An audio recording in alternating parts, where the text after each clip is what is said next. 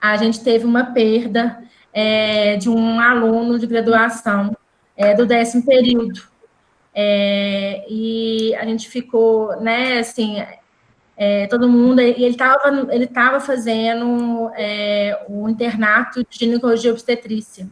Então, oficialmente, em homenagem a esse aluno, ele chama Raul, né, e assim, em respeito à turma dele, que está dentro do departamento, a gente vai fazer 1 minuto de silêncio, tá? Assim, antes de começar, eu vou pedir para todo mundo para a gente poder fazer 1 minuto de silêncio em homenagem ao Raul, que faleceu ontem de manhã.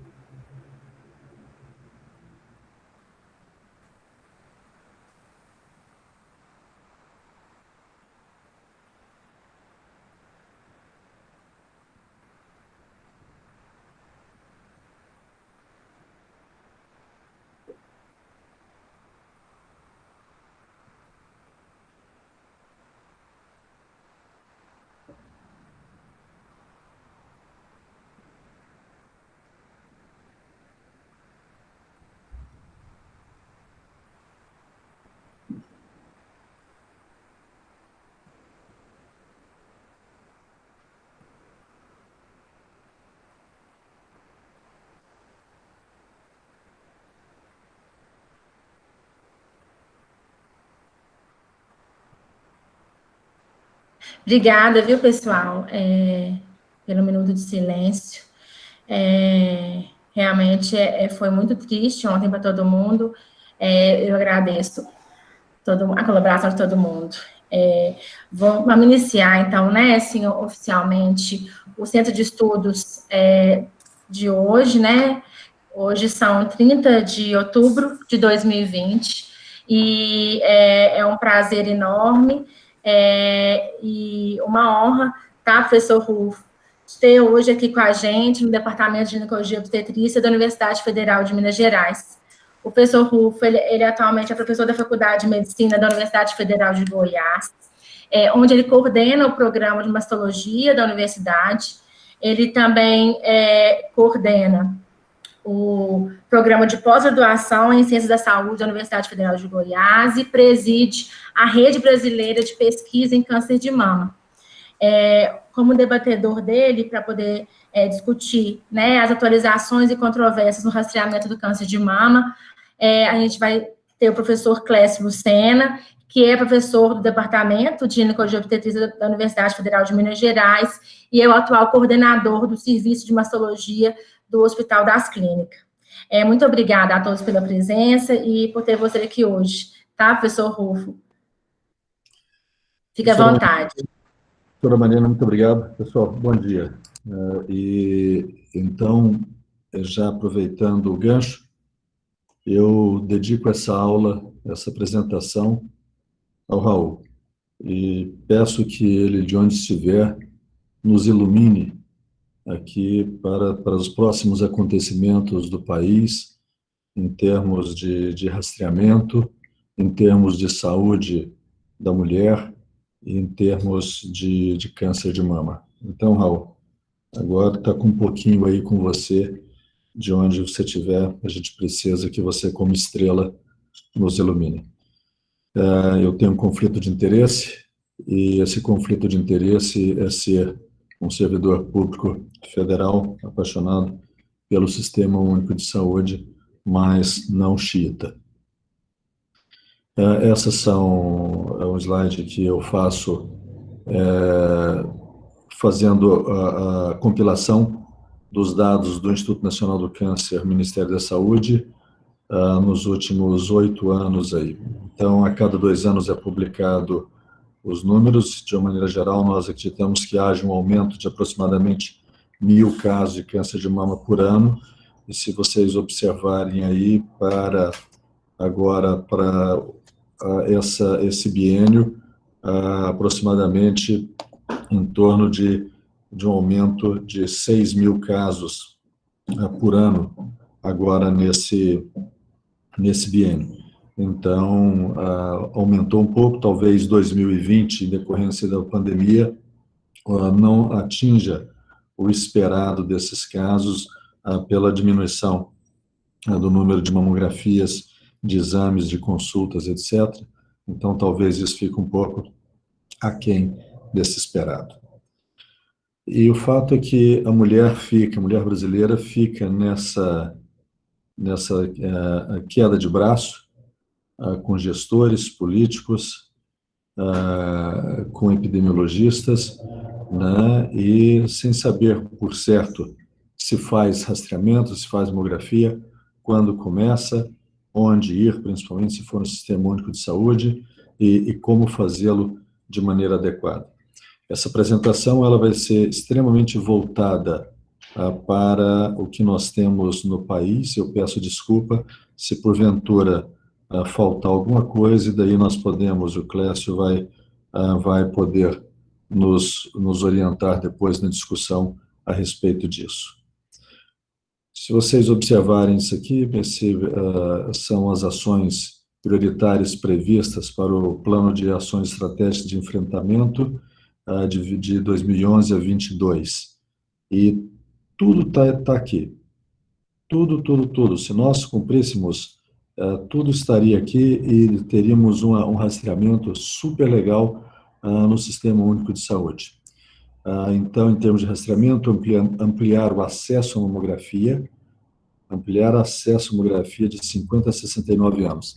Não significa fazer mamografia de 50 a 69 anos.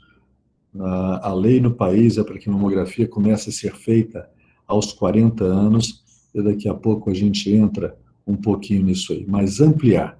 A taxa prioritária é de 50 a 69 anos, mas toda mulher tem o direito de fazer a partir dos 40 anos, o que é muito importante.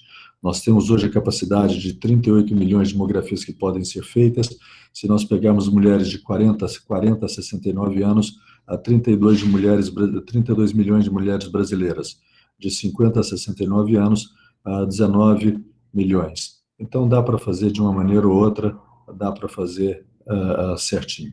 A qualidade da mamografia, isso é importante e tem sido melhorado. Implementar o Programa Nacional de Qualidade, de Controle de Qualidade de Mamografia, isso aí tem sido feito, mas está ligado à vigilância sanitária e é de cidade para cidade. Diagnóstico precoce. Estruturar os serviços especializados para diagnóstico de lesões mamárias, garantir o acesso a mulheres de lesões suspeitas ao imediato esclarecimento diagnóstico. Esse aqui nós estamos muito atrasados.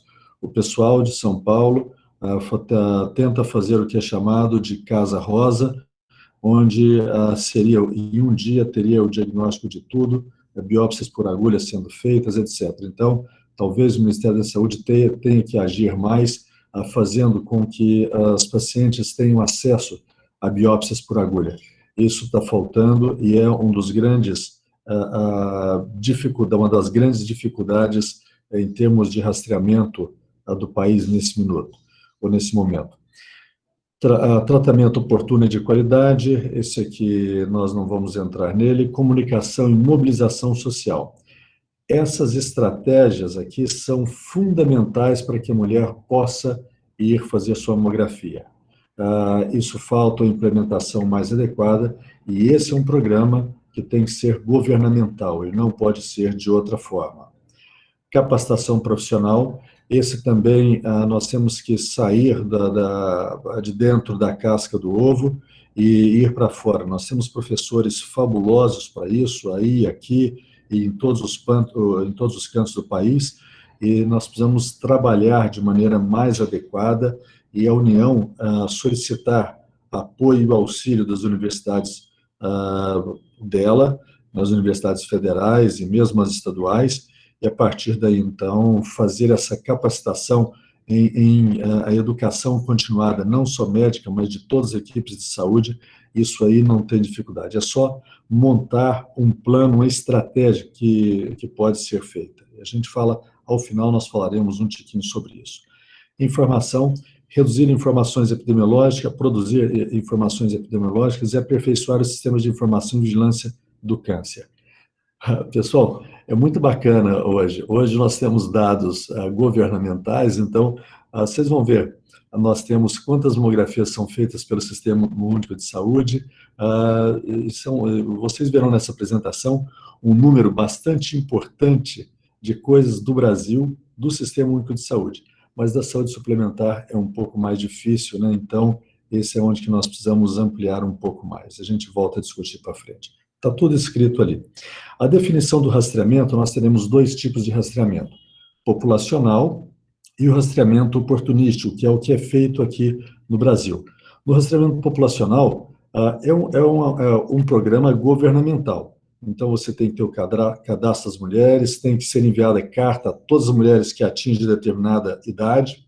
Depois disso, disponibilizar a mamografia, encaminhar essas mulheres para biópsias, disponibilizar as equipes de apoio, verificar as métricas de qualidade, se alguém está dando muito BIRAD zero, voltar e saber o que está acontecendo, se tem muita biópsia sendo feita para pouco câncer, voltar e saber por que está acontecendo, e checar, então, qual a mulher que não atendeu e voltar a contactá-la, né, para saber por que ela não atendeu, e depois, então, de 1 a 2 anos, de acordo com o que se for definido naquele programa, então convocar aquela mulher de novo para o próximo round em 1 a 2 anos, ou eventualmente alguns países em 3 anos, mas de uma maneira geral, 1 ou 2 anos que é o que é aceito, né? Então, todas essas etapas são previamente definidas e são controladas, tudo tem métrica, né, e qualidade. E o que nós fazemos no Brasil é o rastreamento oportunístico. Então, nós fazemos a solicitação de mamografia, de ultrassom associado à mamografia, de ressonância quando tem risco, falamos para a mulher se autoconhecer através do autocuidado e do autoexame, e aí a gente tem dificuldade, ou nós temos dificuldade, e depois, então, vir essa mulher, né, para frente para que ela possa ter uma facilidade desse exame. E as mulheres são orientadas de como e quando rastrear, mas sem um controle definido de cada uma dessas etapas, conforme no rastreamento populacional. Todo tipo de rastreamento que nós temos hoje para câncer de mama não é o ideal. Está longe de ser perfeito e vocês vão entender exatamente o que eu estou dizendo. Nós temos duas situações. Essas aqui são mulheres que não tiveram acesso à saúde. São mulheres, possivelmente, que utilizam o Sistema Único de Saúde e, por algum motivo, não puderam ter a chance daquelas que têm um pouco mais de dinheiro, daquelas que estão na primeira classe do nosso Titanic, que não vai afundar, mas que o fato é que elas não tiveram essa possibilidade e esses tumores gastaram ou esse aqui, possivelmente aí de 2 a 3 anos até que chegasse assim. Diferente, essas aqui são falta de acesso. Essas outras aqui não tem nada a ver com isso. Essas, independente de ter dinheiro ou não, elas tiveram o infortúnio de ter lesões extremamente agressivas, de crescimento rápido, com tumores, esse aqui de cima, né, um HER2 positivo, um crescimento extremamente rápido que não responde absolutamente nada, né? E essa outra aqui, um carcinoma inflamatório, que cresce, chega a isso aí em aproximadamente 6 meses. Então, nenhuma nem outra, nós temos hoje uma maneira adequada de se fazer um rastreamento, e essas, infelizmente, felizmente são poucas, mas infelizmente nós já teremos perdido a nossa batalha, né, logo no início, porque são tumores que ainda falta de desenvolvermos possibilidades terapêuticas de cura que ainda não são existentes de forma adequada. E como eles crescem antes de 1 ano, então são tumores que acabam sendo detectados pela própria paciente e não pelo rastreamento em si. Quando iniciar e quando finalizar o rastreamento? Esse talvez seja um dos únicos slides que eu vou utilizar dados internacionais. Se vocês observarem, desse lado esquerdo são os norte-americanos. Então, eles vão trabalhar com mulheres aí a partir dos 40 ou dos 45 anos. E, por exemplo, aqui a American Cancer Society começa aos 45, mas de 40 a 44, se a mulher achar que ela tem um risco aumentado, já começa por aí. A mesma coisa a força-tarefa para rastreamento de câncer de mama nos Estados Unidos, que antes batia o pé em 50 anos, hoje mantém 50, mas permite que a paciente seja individualizada de 40 a 49 anos. Isso aqui foi uma mudança fabulosa, né, nos Estados Unidos nos últimos anos, nos últimos 5 anos. Esse é um negócio muito bacana, essa história. As referências estão aqui para quem quiser. Já do lado da Europa, é um pouco diferente, então os europeus preferem começar, né, aos 50 anos. E aí, eventualmente, seguindo um pouco os americanos, para considerar de forma individual de 40 a 49 anos. Existe apenas eu insisto, apenas um trabalho randomizado, nível 1 de evidência, feito na Grã-Bretanha, no Reino Unido, que teve como objetivo primário o rastreamento de mulheres de 40 a 49 anos. Esse paper foi publicado esse ano e mostra uma redução adequada de mortalidade na população. Essa redução reduz depois dos 50 anos, em decorrência, obviamente, que depois de 50 anos, eles já fazem o rastreamento populacional lá. Então, seria um crossover, né, e justificando o porquê que se reduziu. Mas o fato é que esse é o único que teve como esse objetivo primário de 40 a 49 anos e foi positivo nesse sentido, mostrando que mesmo no Reino Unido eles têm essa vantagem e possivelmente seja um dos pontos que eles deverão considerar para que seja mudado isso aqui no futuro. O término, vocês perceberem aí, a expectativa de vida de mais de 5 anos, expectativa de vida de mais de 10 anos, 74 anos, 70 anos, 70 anos na Europa. Bom, no Brasil, essas recomendações são dessa forma, o rastreamento deve ser feito com mamografia anual entre 40 e 74 anos. Obviamente, se porventura ela tiver aí uma boa expectativa de vida, então, com mais de 7 anos, ela deve continuar fazendo mamografia.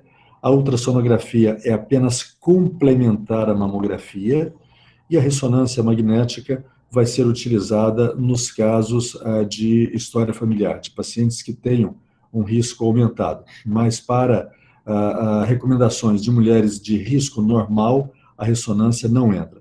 E a tomossíntese, foi muito discutido isso, mas já não volta atrás, e para quem tem a possibilidade de fazer uma tomossíntese, então, ela passa a ser uma categoria B e uma possibilidade também de entrar nesse rastreamento. Mas não é fundamental, é só para quem tem essa possibilidade. Aqui dentro da Universidade Federal de Goiás, nós estamos com a tomossíntese, então, já passamos a fazer também, integrar esse grupo que tem essa possibilidade. Isso não é só para rico, é também para usuário do Sistema Único de Saúde. Por que começar aos 40 anos no Brasil? É fácil.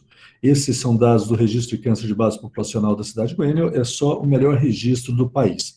Uma cidade menor que Belo Horizonte, de 1,5 milhão de habitantes, mas se vocês observarem, a maior frequência está de 40 a 49 anos.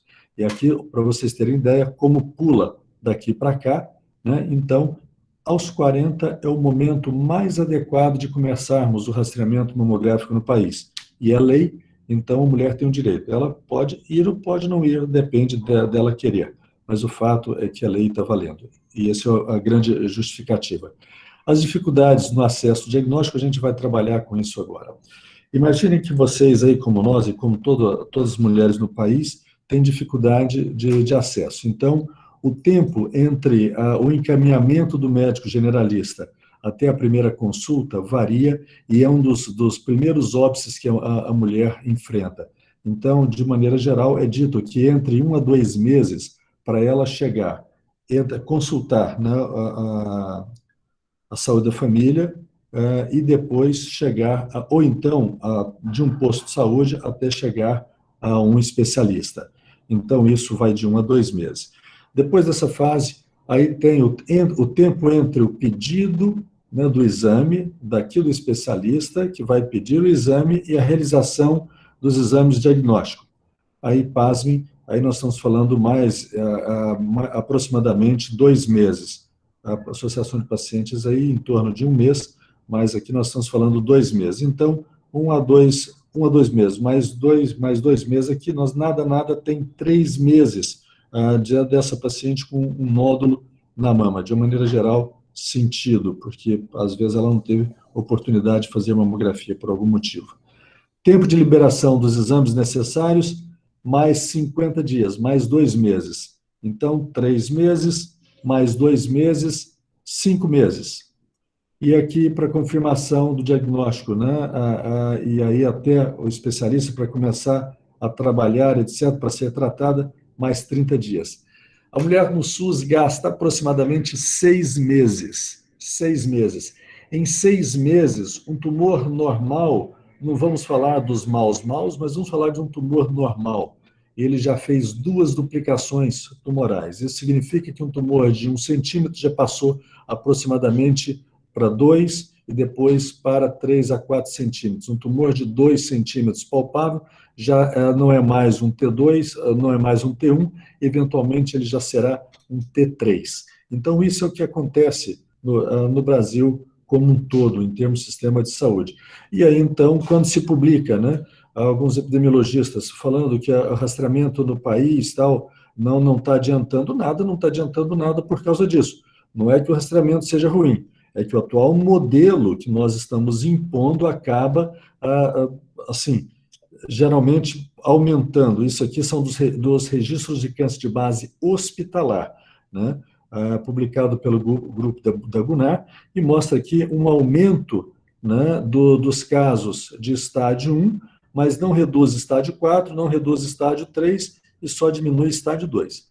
Eu pergunto, vocês acreditam que seja isso mesmo? Será que é só no Brasil que acontece isso?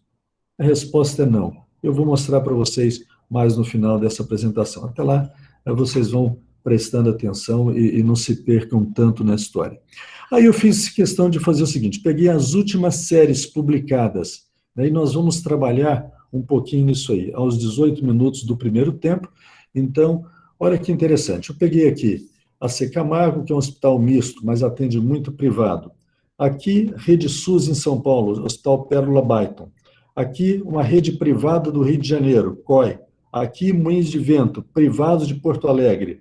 Aqui, aquele trabalho que eu acabei de citar, a SUS, Registro de Câncer Hospitalar. Aqui, o Amazonas 3, único estudo de corte prospectiva no Brasil. E aqui, a única região de rastreamento organizado populacional no país, que é a região do interior da Zona de Saúde 5 de São Paulo, né? Então, na região de Barretos e cidades circunvizinhas. Vamos lá, então. Vamos pegar o que acontece no SUS, São Paulo, e aqui o registro de câncer de base hospitalar. In situ, uma quantidade pequena, nos Estados Unidos e Europa, eles chega a colocar 20 a 25% de in situ, né? 17% de estágio 1, 43% de estágio 2, olha a quantidade, 30% de estágio 3 e 3% de estágio 4.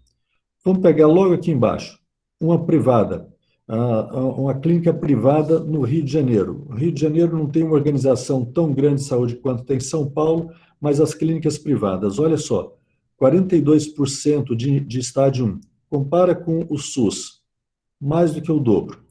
Aqui, estágio 2, um pouco menos. Estágio 3, a metade. Estágio 4, a mesma coisa, não tem diferença. Se a gente observar outro privado do Rio Grande do Sul, outro de Porto Alegre, olha aqui, são semelhantes e completamente diferentes dessa do SUS e dessa do SUS. Então, essa é uma questão. E se a gente for comparar Barretos, né, 20% de in situ, que é bem semelhante aos países que têm rastreamento populacional organizado, 32% de estágio 1, 25% de 2, 16% de 3 e o estágio 4 não muda. Então, a diferença de estágio 1 para estágio 3 está na oportunidade de se fazer um rastreamento organizado, ou então da mulher ter acesso à mamografia e aos exames na sequência. E o que acontece, essa diferença está nisso aqui. burocracia na realização e entrega do exame, falta de locais para receber a paciente para fazer a biópsia, falta de orientação passo a passo, de enfermeira navegadora para fazer isso, qualidade das máquinas dos exames, medo da dor e do desconforto e medo diagnóstico. Esses são os pontos mais importantes que as nossas mulheres vão enfrentar. E aí vocês vão entender exatamente por causa o que acontece, o porquê desse slide. Aqui na parte de baixo da tabela são os anos, né? Esse é um trabalho que nós publicamos, e aqui Vigitel, publicado por outrem. Então, o Vigitel parece que o Brasil está um blim, blim, blim, né? Todo mundo, aí de 2008 até 2016, nós já atingimos mais de 70% para rastreamento populacional, o que seria ótimo, o que indicaria a redução da mortalidade. E, na verdade, isso não funciona bem assim. Se a gente pegar pelo Sistema Único de Saúde, e esse Sistema Único de Saúde não tem como errar aqui, não tem como fazer um super ou subestimativa, porque isso aqui é colocado dentro do Siscam. Se a pessoa fizer o exame e não colocar, não recebe. Então, não tem como ter subnotificação. É o mais preciso que tem. Então, fazendo isso aqui é de 50 a 69 anos, que nós fizemos esse levantamento, a cada 2 anos. Então, vocês imaginam, né, vem subindo de 14% até 24% em 2012. E de 2012 para cá, basicamente está nos 24%. Não subiu e não desceu. Então, essa é a situação. Ou seja, 1/4 das mulheres brasileiras tem feito rastreamento pelo Sistema Único de Saúde. Mas o fato é que 3/4 da população brasileira, entre 60% e 70% das mulheres brasileiras, utilizam o serviço do Sistema Único de Saúde. Cadê o resto? Será que tudo isso aqui está pagando mamografia e pagando os outros exames? Eu não acredito. Aqui eu acho que há uma superestimativa, porque isso é por contato telefônico, e o fato, isso aqui se aproxima mais disso aqui, mas nós vamos aí colocar a saúde suplementar, talvez dobre esse valor aqui para as mulheres que têm saúde suplementar. Então, é dito mais ou menos que aproximadamente 50% das mulheres brasileiras fazem rastreamento. Esse é um outro paper nosso que foi publicado agora esse ano e mostra como foi em 2019, né? Aqui, Sistema de Saúde 2019. Então, esse é o número aqui de dinheiro gasto, foram 117 milhões gastos com mamografia para fazer um rastreamento de 22%. E o total de mamografias, 2.600.000. Então, isso é o que nós temos pelo Sistema Único de Saúde. Se vocês forem trabalhar aí, né, com Minas Gerais, vocês têm aqui 23%, está acima da média nacional, né, de 21%. Então, a Minas está sempre bem, né, mas já teve melhor. Minas chegou a quase 30%, me parece que há 3 anos atrás. E aí, depois, em decorrência de governo, aí caiu, né, quase 7 pontos percentuais no rastreamento mamográfico anual. Isso não sou eu que estou dizendo, são os números brasileiros, né? Então não adianta ficar bravo comigo. Bom, e aqui nós temos máquinas suficientes, mas esse é o trabalho que nós publicamos e vocês observam, né? O quanto aqui é o que as máquinas em cada estado estão produzindo. E isso aqui é o que as máquinas deixaram de produzir, é a ociosidade. O estado que mais produz é a Bahia, que produz 40%. Né? Então, a vasta maioria é uma mixaria. Goiás produz aproximadamente 12% a 15% do que tem, e Minas Gerais em torno de 32%, 33% da capacidade. Tem esse mundo velho de máquinas ociosas, aí, de possibilidades de fazer mamografia para a mulher mineira. A qualidade dos exames, por vezes, pode ser questionada. Isso aqui foi do Clube da Mama, agora em Goiás, em 2020, e que o presidente da regional viu isso aqui no papel e aí fez essa seguinte questão. Disseram que isso é uma mamografia. Obviamente, isso é uma tentativa de mamografia, uma tentativa de ganhar dinheiro fácil e de oferecer um péssimo serviço para alguém, né? Então, isso aqui não dá... Isso é uma maldade. Isso é brasileiro fazendo maldade com brasileiro, entendeu? Então, não está relacionado a rastreamento, isso é uma questão, é um caso quase que de polícia, é uma questão, ou pelo menos se não é de polícia, é para que o Programa Nacional de Controle de Qualidade de Mamografia vá lá com a vigilância sanitária e feche a clínica. E depois o dono da clínica fica bravo, com a vigilância porque fechou. Mas isso aqui não está em conformidade. E para ter conformidade, tem regras, né, do Colégio Brasileiro de Radiologia, e todo filme, toda a mamografia tem que ser dada em filme, exceto nos hospitais universitários, e vocês aí, como nós, já temos o PACS, e aí com o PACS você pode, através de um monitor adequado, fazer a leitura. Fora isso, tem que estar documentada em um filme, em tamanho real, para todas as pacientes. Então, isso aí é o que está escrito, é o que deveria ser de conformidade, né? Agora, nem tudo está perdido. Eu peguei Estado de Goiás em duas situações, isso aqui é um projeto PPSUS nosso, que nós falamos aos 27 minutos do primeiro tempo, estamos acabando o primeiro tempo, mas, olha só, 2008 e 2019. Como é que é a situação? Todo o Estado de Goiás. Nós fomos em cada uma das clínicas nesses dois períodos. E aí vocês vão observar, o número de municípios com mamógrafos aumentou, a população também aumentou um pouco, o que é esperado, a população cresceu, o número de mamógrafos em uso praticamente dobrou, pelo SUS certamente dobrou, mamógrafos convencionais caíram consideravelmente, os mamógrafos digitalizados, chamados CR, aumentaram bastante, e aqueles mais caros, que são os mais adequados, os totalmente digitais, chamados DRs, aumentaram um pouco. Esses aqui é o que deveriam ter aumentado bastante, mas o fato é que aqui, ó, nós já temos uma grande diferença, praticamente triplicou o número de mamógrafos digitalizados com a qualidade melhor. Então, isso tem sido acompanhado e através da vigilância sanitária, através do Programa Nacional de Controle de Qualidade de Mamografia. Está muito bacana isso aí. Bom, quais as consequências da dificuldade do acesso? A gente começa a trabalhar. Eu havia falado para vocês do Amazônia 3, esse é o melhor estudo, vale a pena dar uma olhada nesse paper, quem quiser a gente envia, não sei se ele está aberto, mas nós enviamos, eu tive a satisfação de ser um dos autores desse paper, e ele mostra o primeiro estudo de corte prospectiva no país sobre rastreamento. Se vocês observarem aqui, o azul é privado e o vermelho público. Então, em termos de tumores, cânceres de mama detectados através do rastreamento, o privado foi o dobro do que o público, mais do que o dobro. Em termos de tumores que a mulher sente, ela palpa, porque são maiores, o público foi mais do que o privado. Então, vocês observam que já existe, por isso aqui só, numa corte prospectiva, nível 2A de evidência, né? Aqui tem uma diferença aí. Primeira e segunda classe. Infelizmente, é assim que a gente tem hoje, né? O que teve nesses anos até agora. Muito bem. Qual é o resultado para isso aí? Agora é uma comparação direta. Estádio 1, público, a metade, menos da metade do que o privado. Estádio 1.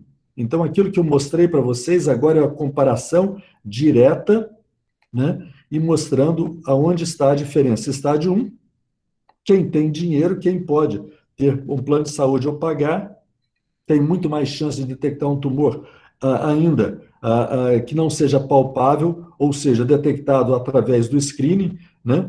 E a partir daí, então, ter uma boa detecção com tumor muito menor. Estádio 2, a mesma coisa. No estádio 3, aí vocês têm o dobro de tumores no público do que no privado.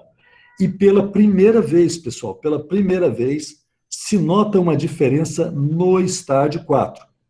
Graças a Deus, né? É pequena, é o que nós chamamos estádio um metastático de novo, né? Ele já abre o quadro com diagnóstico e com metástase, mas o fato é que o público teve o dobro de casos do que aquelas mulheres que fizeram ou que utilizaram o sistema privado de saúde. Então, isso aqui é claro a importância disso.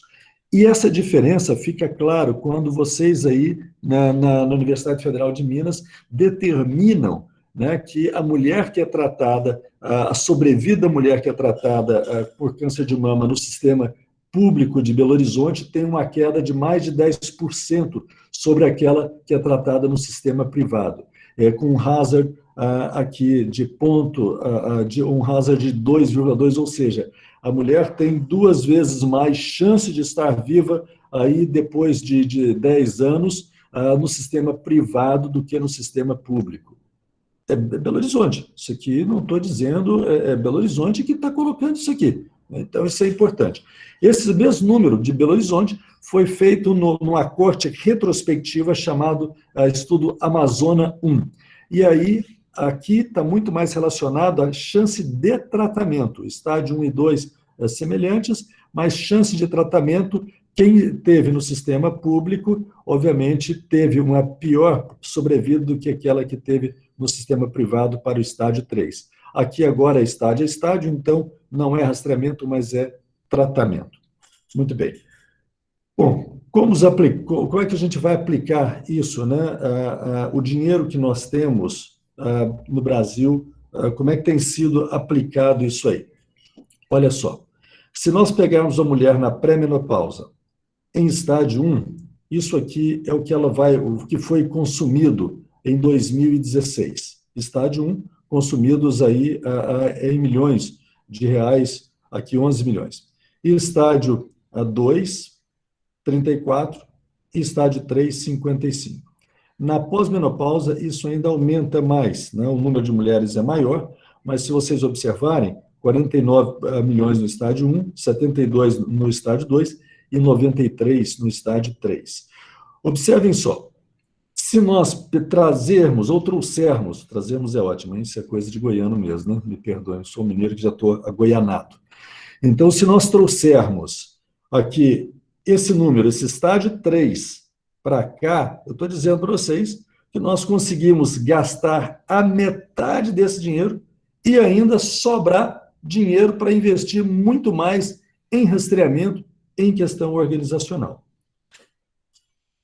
E assim, esses mesmos caras dessa auditoria da Equivia, né, através dos dados do DataSUS, então, fazem essa distribuição. Olha só de quimioterapia é consumido 41%.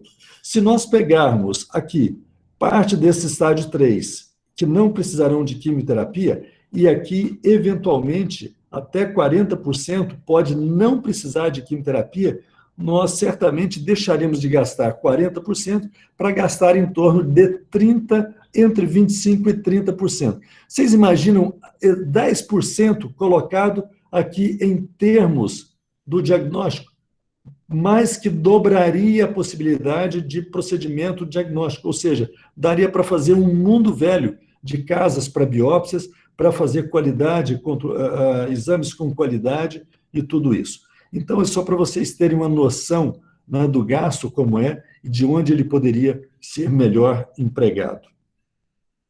O que está sendo feito, né? A gente está falando até agora vamos falar de algumas soluções.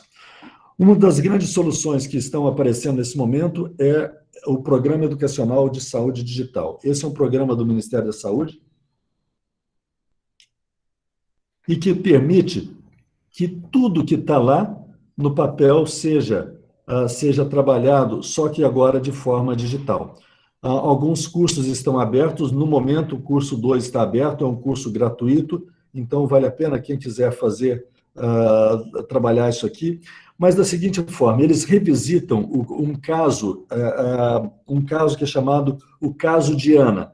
Então, o que a Ana faz? É um filme que foi feito, um caso hipotético feito pela Fiocruz, e que a Ana, então, algum tempo atrás, né, que na verdade é o que ainda acontece hoje na vasta maioria dos locais do Brasil, a Ana ela tem que ir na estratégia de saúde da família ou, eventualmente, em um médico do posto de saúde para solicitar uma mamografia, para ser examinada, e aí esse colega, né, ou alguém da estratégia vai solicitar a mamografia.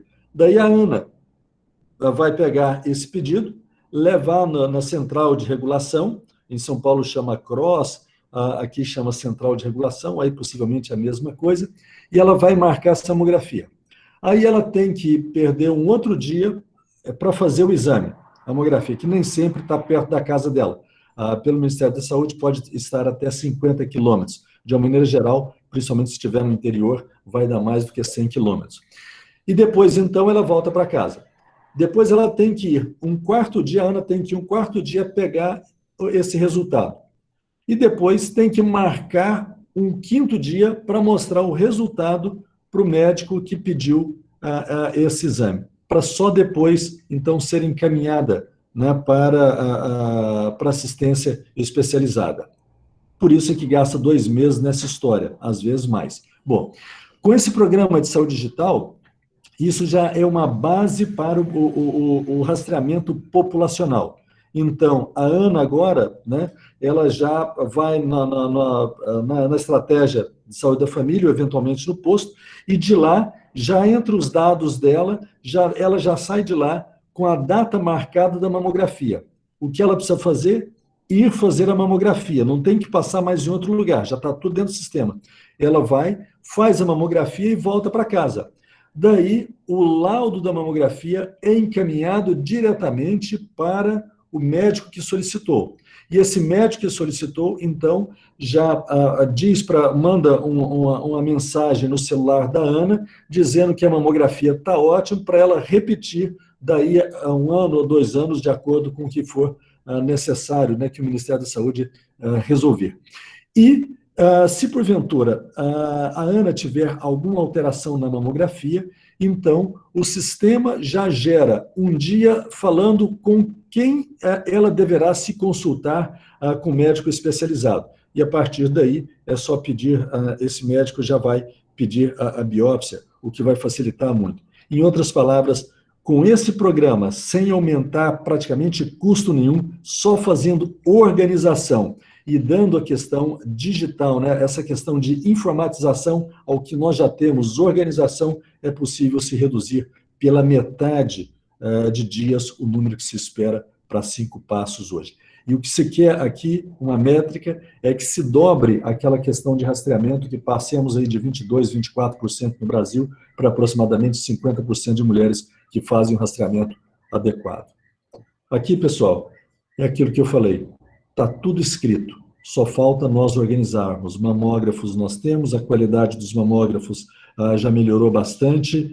Talvez agora, com a saúde digital, nós possamos chegar naqueles 50% que eu falei para vocês. Então, esse é um grande diferencial. E para os residentes, todas as vezes que vocês ouvirem os caras, assim, nós adoramos fazer, a gente é muito falastrão. Os professores do Brasil são muito falastrões, né? E aí a gente gosta de falar coisa ruim, porque quando nós falamos coisas ruins, tem mais audiência. E aí vão falar assim, olha, o câncer de mama no Brasil, a mortalidade por câncer de mama no Brasil está aumentando, né? Aí se a gente pegar uma séria história, de certo aumentou mesmo. Mas se nós pegarmos aí as 2 últimas décadas, está estável.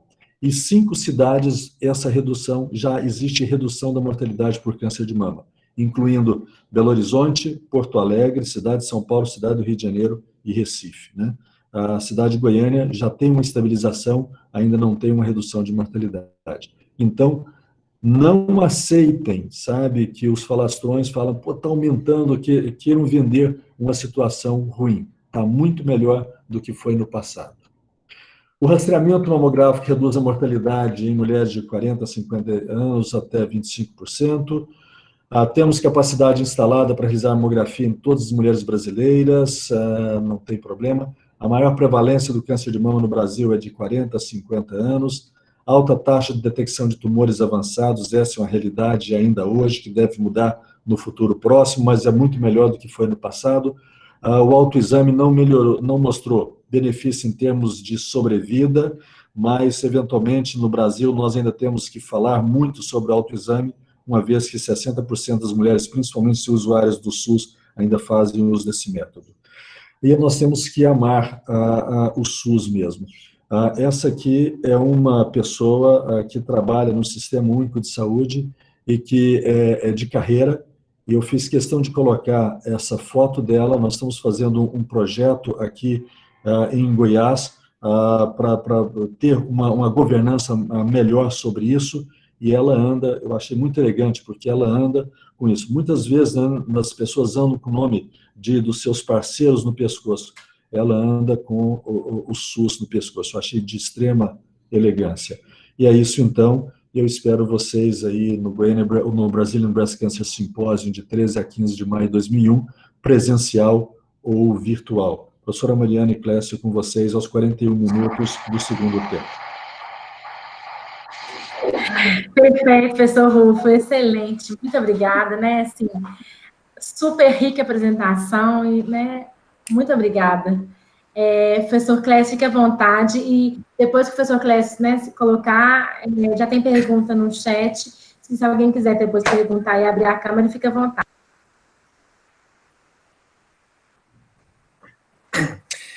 Bem, bom dia a todos. Obrigado, Mariana. Obrigado, Departamento de Ginecologia e Obstetrícia aqui da nossa universidade, não só pelo convite, mas por estar trazendo esse tema tão importante. Eu acho que quase que aí no apagar das luzes do nosso Outubro Rosa, eu acho que é muito pertinente essa discussão. O professor Rufo, a gente já tem um contato há alguns anos, nós tivemos oportunidade de ele estar na presidência da Sociedade Brasileira de Mastologia Nacional e, coincidentemente, com a minha gestão aqui na Regional de Minas Gerais. E antes disso, a gente já tinha uma atuação, tem uma proximidade muito grande com o Rufo e uma profunda admiração. Eu acho que todos vocês que tiveram a oportunidade de assistir a apresentação do professor Rufo teve condições de reconhecer quão qualificado ele é para estar conversando aqui conosco sobre o tema do rastreamento mamográfico. E quando se fala no rastreamento mamográfico, eu acho que a gente precisa abrir o nosso olhar, porque o rastreamento do câncer de mama, ele extrapola a discussão simplesmente da mamografia. A gente precisa entender que há necessidade de uma organização estrutural muito maior do que simplesmente ofertar ou discutir quando começar a mamografia, em que intervalo nós iremos fazer a mamografia. Talvez a grande dificuldade que isso venha a gerar seja exatamente os gargalos que sucedem o próprio programa do rastreamento da mamografia. É o acesso à abordagem das lesões, antes disso, o acesso ao especialista, que em muitas localidades você não tem profissionais para estar recepcionando, atendendo e dando sequência às alterações que essas pacientes vão demandar, ou que esses exames irão demandar, a abordagem dessas lesões que são identificadas, que são encontradas no exame da mamografia, e aí nós entramos na sequência de tudo isso, que é ofertar um tratamento no momento oportuno para as pacientes que são diagnosticadas com a doença câncer de mama. O professor Rufo fez a citação em relação à questão da nossa lei da mamografia, que é uma lei de 2008, é a famosa Lei 11.664, publicada em 2008, com vigência em abril de 2009. E por essa lei, a gente teria, em tese, assegurado o direito à mamografia a partir dos 40 anos, cabendo ao gestor público a questão da periodicidade do exame. Só que com várias das leis que existem nesse país, infelizmente, a gente conversa em cima de uma hipocrisia, porque você tem a lei, mas você tem uma portaria que sucede à lei, que do ponto de vista de hermenêutica jurídica, uma portaria ela é inferior a uma lei, e ela não deveria suplantar o que é determinado pela lei, e por essa portaria foi restringido o pagamento da cobertura mamográfica das mulheres com menos de 50 anos. Então, a gente acaba entrando aí numa dificuldade, até do ponto de vista legal, para viabilizar tudo isso. O certo é que a gente tem uma orientação, e aí eu até queria que o Rufo, por favor, aprofundasse um pouquinho nessa discussão, que é a recomendação do Ministério da Saúde, que é o que nós ensinamos e é o que nós fazemos do ponto de vista prático da recomendação do rastreamento mamográfico dos 50 a 69 anos. Isso vai completamente em divergência ao que nós, enquanto entidades médicas, e aqui eu posso falar pela Sociedade Brasileira de Mastologia, pela FEBRASGO e pelo Colégio Brasileiro de Radiologia, em que recomendamos o início do rastreamento mamográfico a partir dos 40 anos. Isso gera uma percepção muito ruim, muito negativa do ponto de vista da sociedade, porque são conversas divergentes entre o que as entidades médicas falam, verbalizam e defendem, e aquilo que o poder público, o Sistema Único de Saúde, que nós todos temos que defender, sim, recomenda de uma maneira divergente. Então, essa conversa ela acaba ficando muito ruim e passa uma informação muito negativa do ponto de vista da sociedade. Então, de que maneira que seria mais adequado para a gente passar a trabalhar na linguagem comum, pensando numa estruturação melhor para que a gente consiga sair de um patamar de 20%, 25% de cobertura mamográfica e consigamos atingir talvez 50%, 60%, que seria um cenário muito próximo do ideal para a gente poder estar ofertando para a nossa população. E a questão também que a gente precisa entender é que essa conversa a gente não pode colocar num contexto único populações ditas distintas. O que se fala tudo em termos de rastreamento mamográfico, e todas essas discussões elas são sustentadas muito em cima da questão da chamada população de risco habitual. Então, a gente não pode conversar de uma maneira igual o chamado rastreamento da população de risco habitual versus o chamado rastreamento de população de alto risco. Da mesma forma que também não podemos misturar o que se é a mamografia com a finalidade diagnóstica, o que é a indicação da mamografia com a finalidade do rastreamento. Então, na verdade, a gente tem uma série de pontos relevantes que precisam ser melhor discutidos para a gente poder estar trabalhando de uma maneira mais organizada, mais equilibrada e, talvez, muito mais do que isso, conseguir organizar e estruturar de uma maneira coerente a questão do rastreamento no nosso meio. Mas eu acho que talvez uma das pessoas mais qualificadas para poder estar trazendo essa discussão e conduzindo essa discussão, sem dúvida nenhuma, é o professor Rulfo, que coordena um grande grupo de pesquisa vinculado aí à Universidade Federal de Goiás. Clécio, a sua questão de como é que nós podemos fazer, eu acho que isso já foi minimizado, sabe? Quando a portaria caiu, na questão de 1 ano e meio atrás, facilitou muito a vida, mas continuou ainda com a questão do SUS de se propagar de 50 a 69 anos. O bacana dessa história de lá para cá, nesse último ano e meio, foi que hoje você não tem uma proibição. Então, é muito interessante. E aí o Ministério fez uma chamada muito legal. É a idade preferencial. Idade preferencial de 50 a 69 anos. A mulher, aos 40 anos, de 40 a 50, ela tem direito de fazer e pode fazê-lo. Isso em si não vai nem atrapalhar, nem beneficiar, ou de 40 a 50 a 69 anos, ou de 50 a 69 anos, não vai nem atrapalhar, nem beneficiar, não vai nem diminuir, nem aumentar. Isso é o que nós já temos. Eu acredito que talvez o grande diferencial esteja aí em cima da pergunta que foi feita um pouco aqui em cima pela Amanda, né, que é a questão se porventura nós tivermos aí a telemedicina, isso é uma ferramenta? Eu acredito que sim.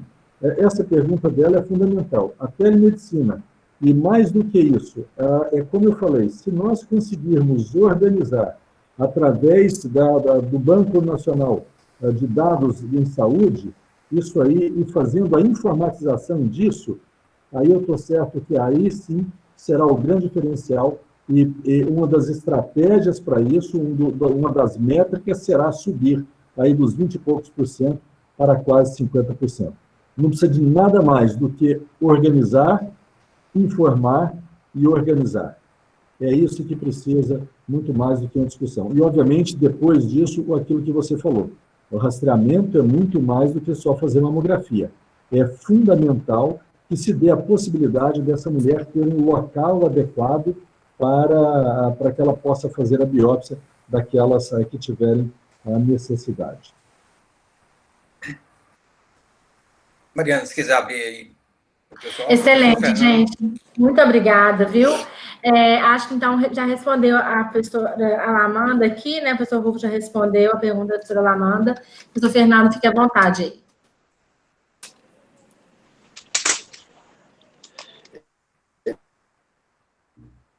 Bom, muito obrigado pela apresentação. Não sei se o senhor vai se lembrar de mim, mas eu fui orientador do Henrique Porto, o senhor participou da banca um dia histórico para o Brasil, dia 8 de julho de 2014, de manhã. A defesa foi lá no Alberto Cavalcante, porque a Faculdade de Medicina estava fechada por um motivo que nós nos lembramos bem. À tarde era o jogo semifinal Brasil e Alemanha no Mineirão. Tenho a impressão que o senhor teve notícia da tragédia voando de volta para Goiânia. Né? Exato. E eu queria perguntar o seguinte. Nós estamos às vésperas de eleições municipais, muitos candidatos falando em melhorar a assistência à saúde da mulher, mas eu não vi ninguém falando em mamografia. Esse quadro de ociosidade da mamografia que o senhor apresenta, ele é absolutamente escandaloso. E assim, eu queria saber se o senhor fosse dar orientação para as próximas gestões municipais, principalmente em cidades grandes como Belo Horizonte, qual seria a orientação para resolver com gestão municipal esse gap, essa falta de rastreamento adequado das nossas mulheres que deveriam estar fazendo mamografia e não fazem? Uma palavra: organização.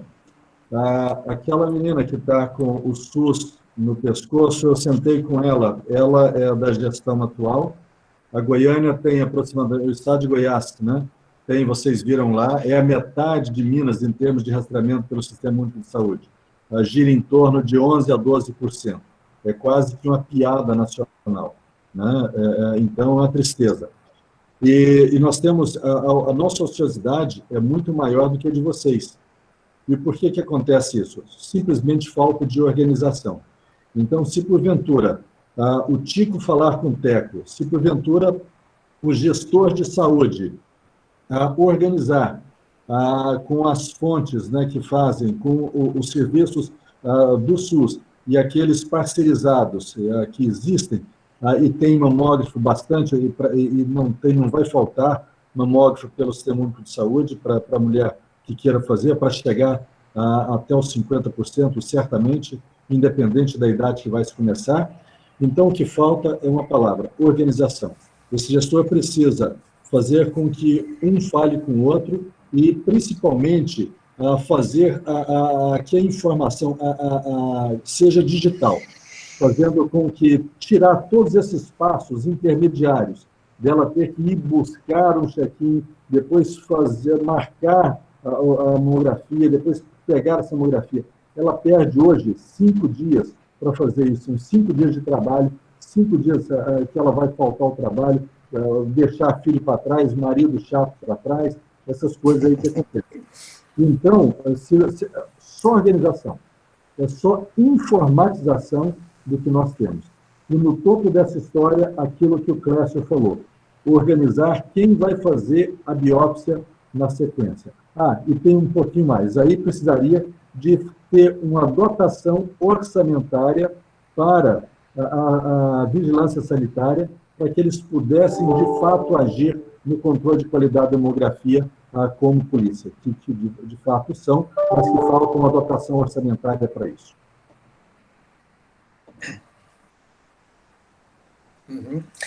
Joia. Tem mais uma Obrigado. da professora Marilene, você viu? Eu ia comentar essa questão, professora Marilene. Nós tivemos durante um tempo, e isso mudou cerca de um ano e meio para cá, em que a gente estava sem estrutura de mamografia, teve um problema com o equipamento de mamografia aqui do Hospital das Clínicas da UFMG, e nós ficamos sem ter essa disponibilização da mamografia. Isso, a questão de um ano para cá, já está resolvido, então a gente já está com a estrutura de realização de mamografia dentro da nossa instituição, mas a questão principal é assim: nós não fazemos, em regra, o rastreamento mamográfico, porque nós recebemos pacientes que já vêm encaminhados da estrutura SUS que são trazidas para dentro do nosso serviço. Então, na verdade, eventualmente, a gente até realiza uma nova mamografia, dependendo do tempo do exame mamográfico prévio que a paciente chegou aqui conosco, e isso está disponibilizado e é realizado. Mas, assim, do ponto de vista quantitativo, eu não sei te falar hoje como é que está a questão da taxa de utilização ou, obviamente, da própria otimização do equipamento de mamografia. Mas, seguramente, isso aí você pode ter certeza que ele vai entrar aí nessa taxa de ociosidade que o professor Rufo comentou. Certamente ele tem uma capacidade operacional muito maior do que, do ponto de vista prático, ele vem sendo utilizado. Isso é extremamente importante, sabe, fazer uma autorreflexão sobre essa questão, mas é mais do que uma autorreflexão, é aquilo, eu insisto na minha resposta para o professor Fernando. Para vocês terem ideia, hoje eu tenho aqui uma Mercedes, sabe, dentro da minha garagem. Eu tenho um aparelho Pristina, pelo Sistema Único de Saúde, que é uma mamografia 3D, é a última geração de mamógrafo em que a mulher faz o controle da pressão, né, de compressão sobre o peito dela, então isso é espetacular.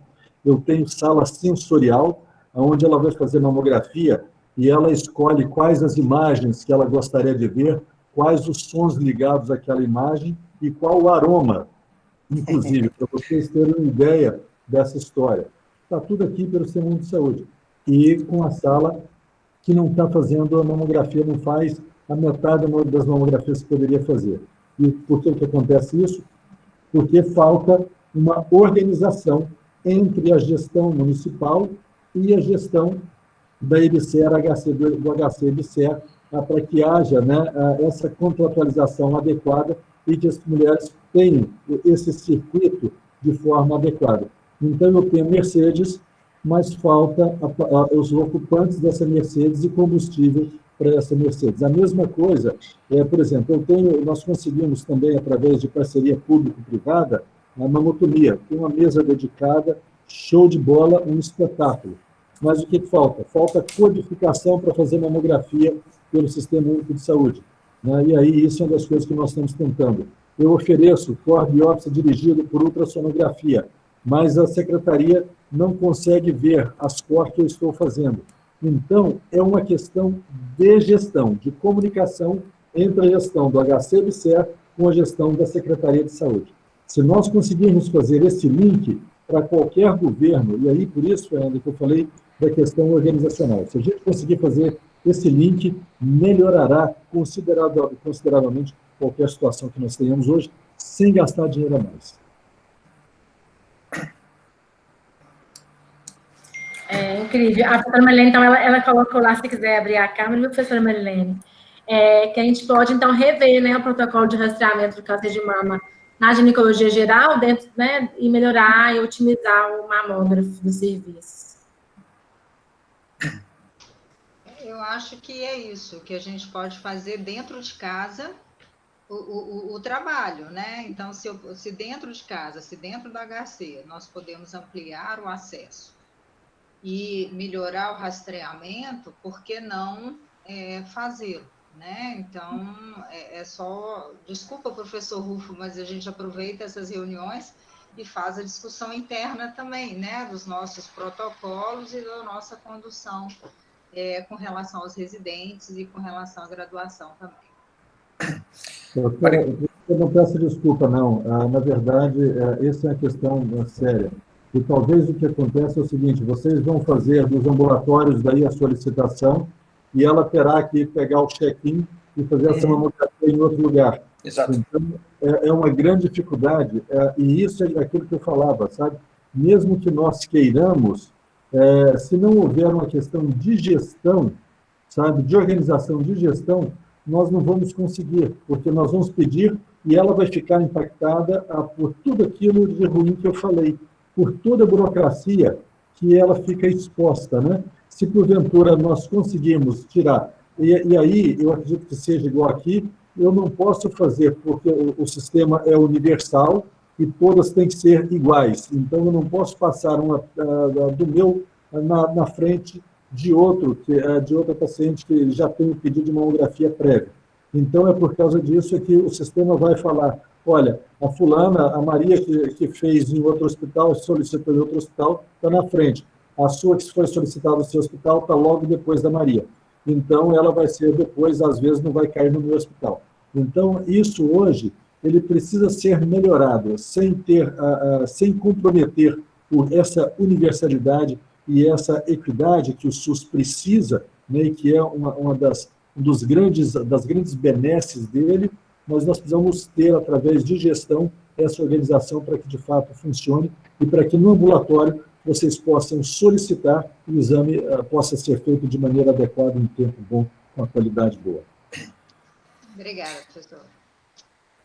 Só dando um feedback até em relação a essa questão do rastreamento, Rufo, não sei se você se lembra, quando a gente estava discutindo a organização do Congresso Brasileiro de Mastologia aqui em Belo Horizonte, nós fizemos uma reunião a 1h da manhã presencial aqui para organizar o evento. Você e o Ruiz chegaram aqui em Belo Horizonte depois de meia-noite, a gente foi reunir no escritório que estava organizando o evento. Naquela ocasião, o João Henrique era o presidente da Sociedade Brasileira de Mastologia Regional Minas Gerais, eu estava com ele na diretoria. A gente teve a oportunidade de participar junto à Secretaria de Estado da Saúde, se eu não me engano, isso deve ter sido 2012, 2011, salvo engano. E naquela ocasião, o Estado nos deu uma abertura muito grande para a gente estar rediscutindo a questão do rastreamento mamográfico. E Minas foi um estado pioneiro no Brasil em que nós antecipamos, naquela época, naquela ocasião, a idade do rastreamento ofertado aqui no estado de Minas Gerais. Se você for fazer o levantamento dos gráficos de cobertura mamográfica, naquele período foi o período em que o estado de Minas Gerais praticamente atingiu o maior índice de rastreamento de cobertura mamográfica no Brasil. A gente chegou a próximo de 34% a 36% de cobertura mamográfica. E para facilitar a própria estrutura de navegação daquelas pacientes, foi criado um dispositivo de colocação de tarjas coloridas. Isso hoje a gente ainda vivencia aqui, isso é um resquício que veio desde aquela época, de acordo com a identificação. Ou seja, a paciente ela fazia um rastreamento mamográfico. Mamografia estando normal, sem nenhuma alteração, ela era colocada como uma tarja azul, ou seja, estava liberada para fazer o rastreamento da rotina, e aí, na própria unidade básica, eles já davam o segmento daquela paciente, e se era encontrado alguma alteração, algum grau de suspeição maior, aquela mamografia ela era colocada numa tarja vermelha. E aí, quem recebia aquela mamografia, aquele exame de mamografia, já fazia um referenciamento e aceleraria o processo de encaminhamento da paciente. Então, isso, de certa forma, acabou facilitando, naquele momento, a própria estrutura organizacional. E é importante a gente também distinguir duas estruturas que são completamente distintas. Uma é a estrutura da cidade de Belo Horizonte, em que a gente tem uma oferta de mamografia para a população-alvo de 50 aos 69 anos, em que sobra exame de mamografia aqui dentro da mamografia pelo sistema SUS. E, ao contrário, no estado de Minas Gerais, que tem um diferencial pela própria geografia, pela própria estrutura de desenvolvimento de regiões distintas aqui no estado, essa cobertura ela é muito aquém do que a gente gostaria que fosse realmente realizado.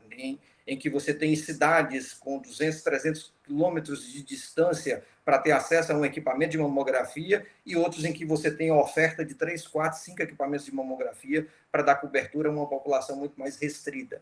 Então, essa é uma dificuldade que a gente precisa enfrentar e tentar, de alguma maneira, equacionar e tentar minimizar essas diferenças que a gente tem, sobretudo do ponto de vista estadual. A Leda está questionando e está mais perdidinha do que azeitona em boca de banguela. Leda, a grande questão é o seguinte, a prática de evidência científica, a prática de saúde baseada em evidência, vamos lá então, vamos sair um pouco da questão política, né? Vamos trabalhar com evidência científica. Rastreamento, aí a gente volta para o rastreamento mamográfico e o rastreamento populacional organizado. A possibilidade que se tem é de você reduzir a taxa de mortalidade, e é isso, trabalhando de 40 anos. Né? Nós temos alguns estudos que mostram, estudos nível 1 de evidência, de 50 a 70 anos. E, conforme eu citei, nível 1 de evidência no Reino Unido, de 40 a 49 anos, com redução de mortalidade de 20% e nessa faixa etária, e redução de mortalidade depois de 10 anos em pelo menos 10%. Então, você observa que isso é prática com nível de evidência, nível 1 de evidência. Mais do que isso a gente não tem. Então, a recomendação, 40 anos, que é a prática em nível de evidência. Se, porventura, nós tivermos aí, nós formos falar, aí passa um outro ponto, seria, nós temos condição de praticar esse nível de evidência para as nossas mulheres, sem que elas e nós fiquemos perdidos, aí eu digo para você, nós temos condição e nós só não fazemos hoje por falta de organização, né, que foi aquela pergunta do professor Fernando e que, enfim, por exemplo, o Clécio acabou de citar, a questão de 8 anos atrás, uma gestão de Minas, vocês tinham 8% a mais de rastreamento do que tem hoje. Vocês estavam no topo, aliás, quase 10% a mais de rastreamento que vocês têm hoje. Vocês estavam no topo do país, né? Então, o que aconteceu de lá para cá? Basicamente, não foi evidência científica, foi falta de evidência política. E a política de alguém que entrou falou, eu não vou fazer o que o meu antecessor fez. E aí desmantelou o que já estava feito. E essa é uma prática política que nós vemos com muita frequência no país. Então, voltando, em termos de evidência científica, nós temos evidência de que 4 coisas acontecem quando você faz um rastreamento populacional de 40 anos até 70. Número 1, para todas as faixas etárias, redução da taxa de mortalidade populacional. Número 2, olha que bacana isso, 8% de redução de morte nas pacientes que foram tratadas de câncer de mama, 8%. Nem quimioterapia, que você gasta milhões, faz isso, dá esse benefício. Mais do que isso, a chance incontestável de evitar quimioterapia em mulheres que são feitas o rastreamento. E isso estou colocando para você no Brasil, não é nem em outro país. E, por fim, a chance dessas mulheres não precisarem, muitas vezes, serem mutiladas, serem submetidas a mastectomia, ou se gastar mesmo dinheiro com prótese para que seja colocado em substituição de suas mamas. Isso é nível 1 de evidência. Discussão incrível, viu, professor Rufo? Assim, muito obrigada. Vou abrir, né, assim, para a pergunta final, se alguém quiser colocar alguma coisa, né, assim, perguntar, e aproveitar o professor Rufo aqui, dando a honra da presença com a gente, junto com o professor Clécio.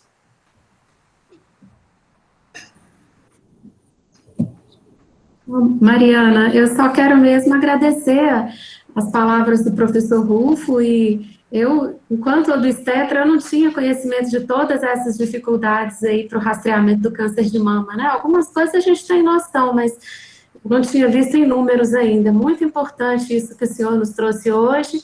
Agradeço ao professor Clécio também a colaboração e, né, por ter coordenado essa reunião e ter feito esses comentários tão importantes. É uma honra poder recebê-los aqui hoje e ouvi-los. Muito obrigada. Parabéns. Obrigado, professora.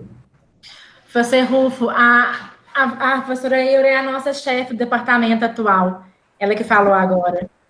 Muito obrigado por nos receber. Tem uma discussão, a Leda também questionou a questão do contraponto. Os contrapontos são muito importantes, vamos lá, e isso os epidemiologistas gostam. Na verdade, acaba o rastreamento sendo, tirando o nível 1 de evidência, o nível de evidência científica, né? O resto é fla-flu, é Cruzeiro versus, o meu Cruzeiro que está lá embaixo, que pena, mas enfim, versus Galo, né? Então, quem gosta, gosta, quem não gosta, não gosta, é desse jeito. De contraponto em relação a isso, pessoal, tem alguns aspectos importantes. Número 1 é o número de biópsias que são realizadas, né, desnecessárias. Isso é uma verdade. Se a gente rastreia, vai detectar a quantidade de tumores, eventualmente, que não precisaria, que é o chamado overdiagnóstico e overtratamento. Então, isso é um fato real e acontece aproximadamente, nós vamos tratar desnecessariamente entre 5% e talvez 7% dos casos de câncer de mama ou de carcinomas in situ que jamais progrediriam. Então, essa é uma realidade. Outro ponto, o estresse que essas mulheres são submetidas no rastreamento, principalmente para quem vai para a biópsia e que tem uma biópsia negativa, acaba sendo também importante. E, por fim, um ponto muito que o pessoal pega muito, mas eu vou colocar número para vocês também, que é a possibilidade de cânceres radioinduzidos pela mamografia. Essa possibilidade é de aproximadamente 3 a 5 casos por milhão de mulheres que fazem mamografia de 40 a 70 anos.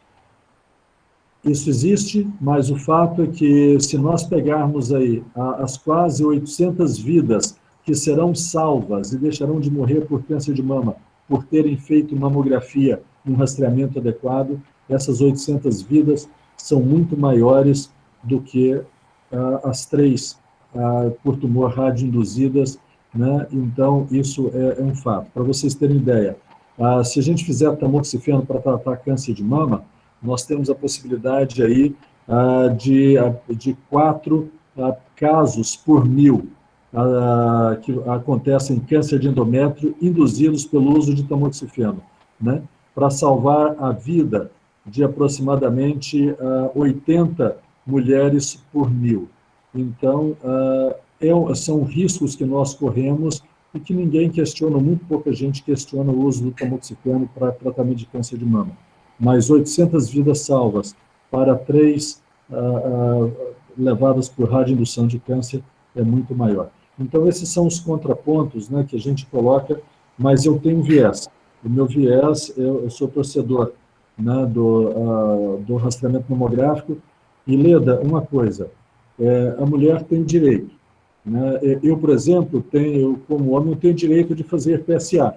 Né? Eu posso não fazê-lo, se eu acreditar, e tem trabalhos que mostram que o uso do PSA não diminui mortalidade por câncer de próstata. Mas eu tenho direito de fazer o PSA se eu achar que vale a pena. Eu acredito que essa discussão tem que ser individual e a mulher no centro dessa história, sem epidemiologistas, né? E sem um maluco, por um lado, os epidemiologistas, e sem, por outro lado, um maluco igual eu querer fazer, não faça ou faça. Passa os números e deixa a mulher definir por si só. Eu acho que é o grande benefício. Só acrescentando, um desses contrapontos que são muito citados, Rufo, é a questão da mama densa, que é maior também na mulher com idade mais jovem, né, dos 40 aos 50 anos, que, em tese, é um fator importante do ponto de vista de redução da sensibilidade do próprio exame da mamografia. E a outra coisa é a razão de identificação de casos de câncer nessa faixa etária. Enquanto você tem aí um câncer de mama para cada 800, 700 mulheres rastreadas acima dos 50 anos, nessa faixa etária você tem um quantitativo, uma relação muito maior. Mas a gente tem que entender também que a prevalência, o Rufo não citou isso, que a epidemiologia do câncer de mama no nosso meio, e aqui eu coloco não só o Brasil, mas os países subdesenvolvidos, é bem diferente do comportamento epidemiológico da doença câncer de mama nos países desenvolvidos, em que lá, por exemplo, nos Estados Unidos, aproximadamente 20% dos casos de câncer de mama acontecem em mulheres abaixo dos 50 anos. Aqui no nosso meio, tanto os dados do próprio INCA, quanto também da Fundação Conselho do Estado de São Paulo, quanto os dados que o Rufo apresentou, não sei se de Goiás ou da cidade de Goiânia, a gente chega aí a taxas de 30%, 32%, 34% de prevalência do câncer de mama em mulheres com menos de 50 anos. Então, tem um dado também que é diferente, que a gente precisa trazer para essa discussão em relação à questão do início do rastreamento no nosso meio. Ótimo. Obrigada, professor Clécio. Eu vou finalizar, então, a reunião, tá, de hoje, do Centro de Estudos. Vou agradecer novamente, né, assim, a contribuição, as colocações, os dados, assim, realmente, assim, excepcionais. Professor Rufo, nós estamos aqui, tá, para poder qualquer parceria, né, foi muito, muito, muito importante ter você aqui hoje, tá? Muito obrigada. Muito obrigada, professor Clécio. Eu que agradeço, Mariana, agradeço aqui. Em nome do Departamento, Rufo, eu queria te cumprimentar pela qualidade da sua apresentação, pela qualidade da discussão que você trouxe aqui para nós e pela sua disponibilidade e presença de estar aqui na nossa reunião do Centro de Estudos. Muito obrigado e, mais uma vez, parabéns pela sua brilhante explanação nessa manhã aqui de sexta-feira, finalizando aqui quase que as nossas ações aqui do Outubro Rosa, no Hospital das Clínicas da UFMG. Pessoal, eu que agradeço, né? Esse é um tema assim que a gente curte. Eu me divirto falando dessas coisas, é muito gostoso. Para mim tem sido uma diversão conversar com vocês hoje e é muito bacana. Eu vivo isso e vai ser um prazer, Mariana, poder fazer qualquer atividade com vocês, vai ser super, super bacana. Eura, muito obrigado por me receber essa manhã aí na casa de vocês. Clécio, Leda, Jaqueline, Zil, Zilma, Fernando, Márcio, quem mais está aqui? Enfim, pessoal, muito obrigado por tudo, Eduardo. E, Mariana, obrigado mesmo pelo carinho, pelo convite, por ser tão gentil e tão generosa comigo, para a gente brincar essa manhã e discutir isso de maneira tão gostosa. Um abraço a vocês.